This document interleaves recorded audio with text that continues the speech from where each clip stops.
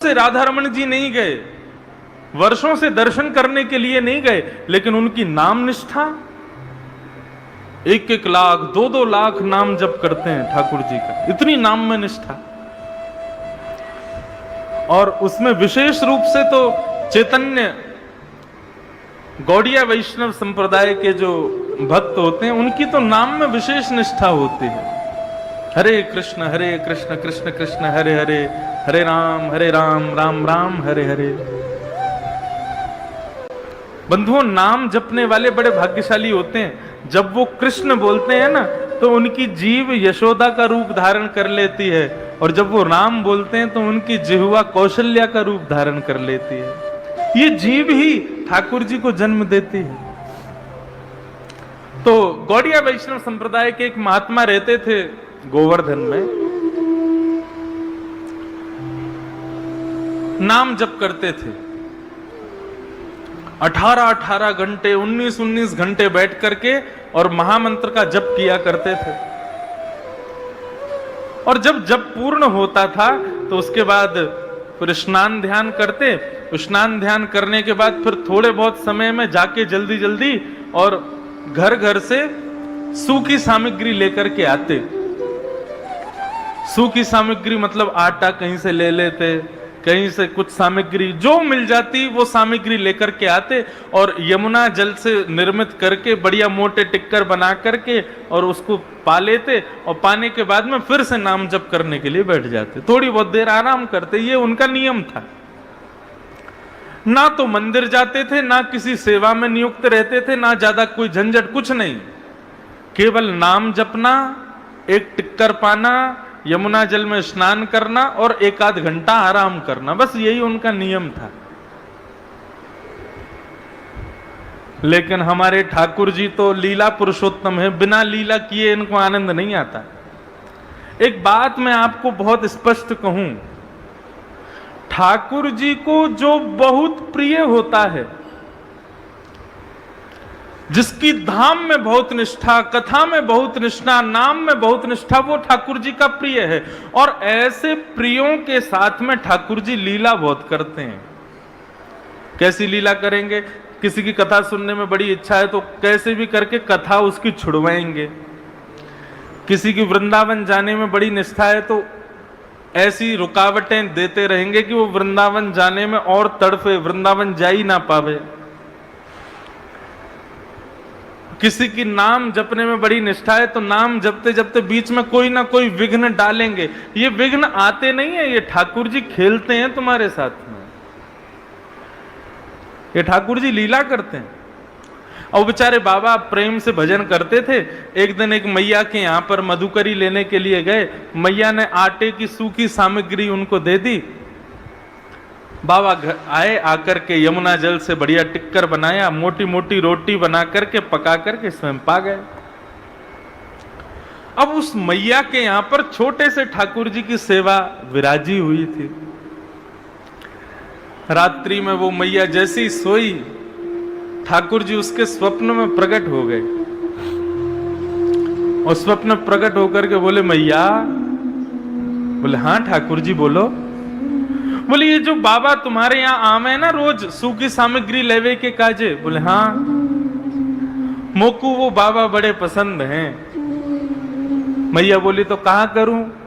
बोले कल वो बाबा आवे ना तो तुम मोकू उनके हाथ में दे दियो, मैं उन्हीं के यहाँ जाऊंगा और अपनी सेवा करवाऊंगा। मोकू उन बाबा के संग रहना है, अपनी सेवा करवानी है। मैया खूब रोने लगी, बोले मेरे सेवा में कोई कमी? मैंने कछु अपराध कर दियो ठाकुर जी, आप मुंह को छोड़ के जा रहे हो? बोले ना है मैया, तेने कोई अपराध ना कियो, लेकिन मोकू वो बाबा बहुत प्रिय है, मेरो बहुत नाम जपे, मैं कछु दिना लीला करवे के काजे बाकी कुटिया में जानो चाहूं। कल वो बाबा आवे तो आप मोकू उनको दे दियो। मैया बोली जैसी आपकी इच्छा ठाकुर जी। दूसरे दिन बाबा जैसे ही आए, बहुत ध्यान से सुनना, दूसरे दिन बाबा जैसे ही आए, बाबा आए आकर के बोले माते लाओ सूखी सामग्री दो, आटा दे दो थोड़ा सा। मैया आई आकर के बोली बाबा ऐसे ऐसे कल रात में मेरे ठाकुर जी सपने में आए और आकर के बोले मैया मुकु बाबा के संग जानो है, तो तुम मेरे ठाकुर जी को ले जाओ, इनकी सेवा शुरू कर दो। बाबा बोले मैया हमसे सेवा करनो ना आवे, हमसे श्रृंगार वगैरह ये सब हमारे बस की बात ना है, हम तो नाम जप सके, नाम जपवे में हमारी बड़ी निष्ठा है, लेकिन हमसे सेवा नहीं होगी। बाबा चले गए। ठाकुर जी फिर से सपने में आए, सपने में बोले मैया तेने मुकु बाबा को दियो नहीं। आप लोग ब्रजभाषा समझ रहे हैं ना, समझ में आ रही है ब्रजभाषा? मैया बोली लाला मैं तो दे दूंगी, लेकिन बाबा मना कर रहे हो कि मुझसे सेवा नहीं होगी, कैसे दूं? ठाकुर जी बोले अरे मुझको जबरदस्ती दे दो, बाबा की गोद में ले जाके पटक दियो, बाबा लेके जाएगा, वही के यहां सेवा करवाऊंगा अपनी। अब देखो ठाकुर जी की लीला, यहां मैया के यहां बढ़िया ठाठ से सेवा चल रही है, 8 समय भोग लग रहा है, सुबह शाम आरती हो रही है, बढ़िया सुंदर पोशाक धराई जा रही है, लेकिन ठाकुर जी की रुचि नहीं है। ठाकुर जी को वहीं कुटिया में जाना है जहां कोई व्यवस्था नहीं है, जहां पर भोग लग नहीं सकता, जहां पे कुछ शयन की व्यवस्था नहीं, राग की व्यवस्था नहीं, भोग आरती की व्यवस्था नहीं, उनको वहां जाना है। अभी ठाकुर जी हैं पता नहीं कहां रीझ जाते हैं। दूसरे दिन बाबा आए तो मैया अपने ठाकुर जी को लेकर के आई और बाबा की गोद में रख दिया। बोले मेरे लाल जी को आपके संग जानो है, अब मना मत करियो, आप इनको स्वीकार करो। मैया कितनी बार भोग लगता है इनका? बोले 8 बार भोग लगता है। और क्या क्या होता है? बोले 8 बार भोग लगता है, 6 बार आरती होती है, और सब पूरी नियमावली बता दी। बाबा बोले मैं भजन कब करूंगा, पूरे दिन इनकी सेवा करूंगा, तो मैं नाम कब जपूंगा अपना? मैया बोली अब कैसे भी करियो, तुम्हारी झंझट है, अब यहां लेके जाओ अपने संग।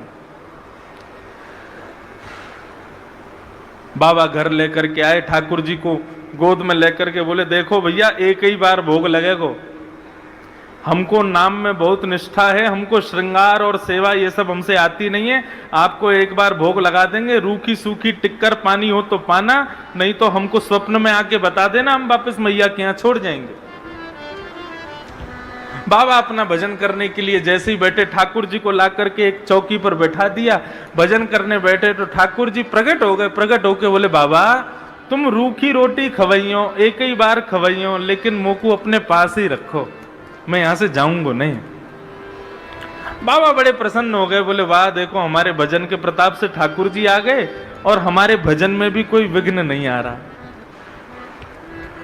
बाबा दूसरे दिन गए, बढ़िया आटा लेकर के आए, यमुना जल मिला करके बढ़िया आटा गूंद करके बढ़िया मोटा मोटा मोटी मोटी रोटी टिक्कर बनाया।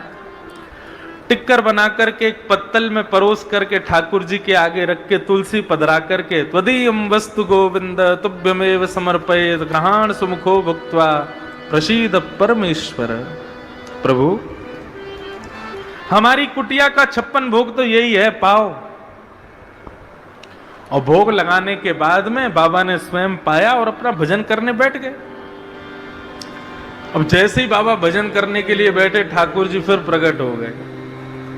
प्रकट होके बोले बाबा, बाबा बोले लाल जी सब सेवा में आनंद, कोई दुखी तो नहीं, कोई कष्ट तो नहीं, हमारी तो ऐसी रूखी सूखी सेवा है। ठाकुर जी बोले नहीं हमको बहुत आनंद आ रहा है, लेकिन बाबा कल से एक काम कर दियो। बोले कहा? बोले आप आटा में और यमुना जल मिला के टिक्कर बनाए दो ठीक है, लेकिन यदि आटे में नमक डाल दोगे तो नेक स्वाद आ जाएगा। हल्को सा नमक डाल दियो बस। बाबा बोले तो मतलब कल से हमको आटा भी लाना है और नमक भी लाना है? बोले हाँ बस इतनी सी सेवा कर दो, नेक स्वाद आ जाएगा आटा में टिक्कर में। बाबा बोले ठीक है। दूसरे दिन गए तो मैया के यहां से आटा लाए, तो मैया से बोले मैया सुनो आटे के संग आज नमक और दो। मैया मनी मन मुस्कुराने लगी, बोले है गयो काम, चटोरो पहुंच गयो कुटिया में। मैया लाई, नमक दे दिया, बोले बाबा ले प्रेम से टिक्कर बनाओ, पवाओ ठाकुर जी को। अब आटे में नमक मिला करके बढ़िया आटा गूंद के टिक्कर बना करके सेक करके बढ़िया ठाकुर जी को भोग लगाया। तो दियम वस्तु गोविंद तुभ्यमेव समर्पयेत्, पाओ प्रभु प्रेम से। प्रसादी पा करके जैसे ही भजन करने के लिए बैठे, ठाकुर जी फिर से प्रकट हो गए। ठाकुर जी आप आनंद से विराज रहे हो, कोई कष्ट तो नहीं है? नहीं नहीं बाबा, खूब आनंद आ रहा है, लेकिन बाबा हमारी एक प्रार्थना है, यदि आप सुनो तो। बाबा बोले कहा बात है? बोले बाबा वो सूखो टिक्कर आप हमको भोग लगाओ ना। अब नमक तो आ गया और स्वाद तो बन गया, लेकिन बिना घी के जब टिक्कर खामे तो गले में इर्ज जाए, वो गले में चिपक जाए। यदि आप ने कृपा कर दो, कल से ने घी लियाए करो और टिक्कर सेक के बामे ने घी लगा दे करो। घी लगा के हमको भोग लगाओगे तो नेक निगलवे में आसानी होएगी। बाबा बोले 50 साल से भजन कर रहे हैं, केवल आटा लेकर के आते थे, अब नमक लाने लगे साथ में, अब कल से घी भी लेके आना है। ठाकुर जी बोले हमारे काजे इतना ना करोगे? बाबा बोले करेंगे, आपके लिए लेके आएंगे, घी और लाएंगे। दूसरे दिन बाबा भिक्षा लेने के लिए गए, आटा भी मिला, नमक भी मिला। फिर मैया से बोले मैया थोड़ा सा घी और दे दो। मैया बोली अभी तो देखो नमक और घी जा रहा है, कछु दिना में 56 भोग जाएंगे घर पे। घी लेकर के गए, बढ़िया टिक्कर बना के घी लगा के ठाकुर जी को भोग लगायो और पायो। पाके फिर जैसे ही भजन करने बैठे, ठाकुर जी फिर प्रकट है गए। बाबा बोले अब क्या हो गया? बोले बाबा मैं तो यूं कह रहे हो, बढ़िया टिक्कर बनना है, नमक भी आ गया, अब तो घी भी आ गया, निगलवे में भी आसानी है रही है, लेकिन 4 दिना से टिक्कर पाके हमने जो है का हमारी जीव है का ने परेशान है गई है। कल एक आलू और ले आई हूं और वह आलू को उबाल के वह में नमक मिर्च डाल के ने बढ़िया चटनी बना के टिक्कर के संग आलू की चटनी दे दोगे तो आनंद आ जाएगा। बाबा ने आंख खोली, अपनी माला रखी, ठाकुर जी गोद में उठाए, लेकर के मैया के यहाँ गए और मैया की गोद में दे दी। बोले धरो इनको अपने पास। अरे हमारा भजन छूट रहा है, पहले नमक चाहिए, घी चाहिए, अब आलू चाहिए, कल को कहेंगे हमको घेवर चाहिए, फिर कहेंगे मालपुआ चाहिए, फिर कहेंगे रबड़ी चाहिए। इनका भोग लगाएंगे कि हम भजन करेंगे? बाबा ने तो ऐसी बात कही, इतने में ही श्याम सुंदर वहीं प्रकट हो गए और प्रकट होकर के बाबा को हृदय से लगा लिया। बोल बाल कृष्ण लाल की। बंधुओं, ये भोग सामग्री, ये सुंदर सजावटें, ये विविध विविध प्रकार के 56 भोग, ये सब ठाकुर जी को नहीं चाहिए। किसी एक चीज में तुम्हारी दृढ़ निष्ठा है, वही ठाकुर जी को प्रिय है। बस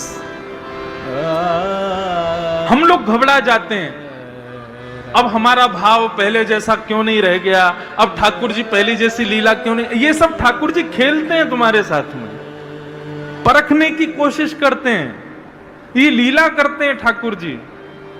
लेकिन तुम अपना भाव सुदृढ़ रखो, किसी एक चीज में निष्ठा रखो, या तो नाम में, या फिर धाम में, या फिर लीला में, या फिर स्वरूप दर्शन में, लेकिन उस निष्ठा को बरकरार रखो, उसको भंग मत होने दो।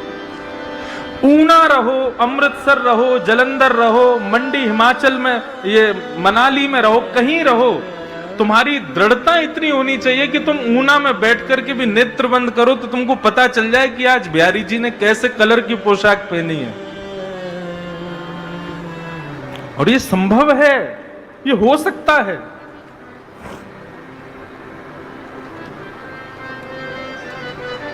इसलिए श्रीमद् भागवत के प्रारंभ में परम सत्य को वंदन किया गया। ये परम सत्य क्या है? भगवान का नाम ही परम सत्य है। हरे कृष्ण कृष्ण कृष्ण हरे हरे, हरे राम राम राम हरे हरे। यही परम सत्य है।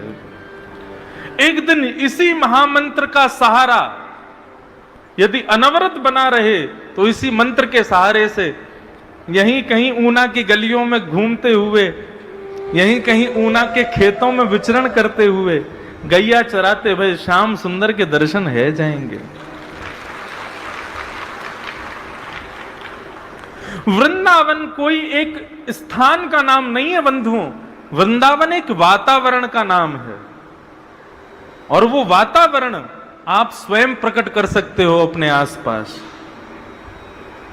वृंदावन जैसा व्यवस्थित हो जाए, बस देखना 19 तारीख को यहां वृंदावन प्रकट हो जाएगा। लगेगा ही नहीं हम ऊना में बैठे, हम कहीं बाहर हैं, ऐसे लगेगा हम वृंदावन में हैं। याद रखना, वृंदावन कोई स्थान नहीं है, वृंदावन एक वातावरण है, बस उसको प्रकट होने की देर है।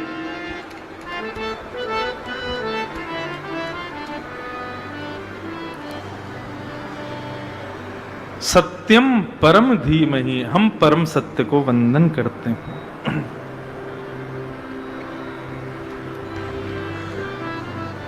द्वितीय श्लोक में विषय, अधिकारी, संबंध, प्रयोजन, ये 4 चीजें बताई गई, बहुत ध्यान से सुनना।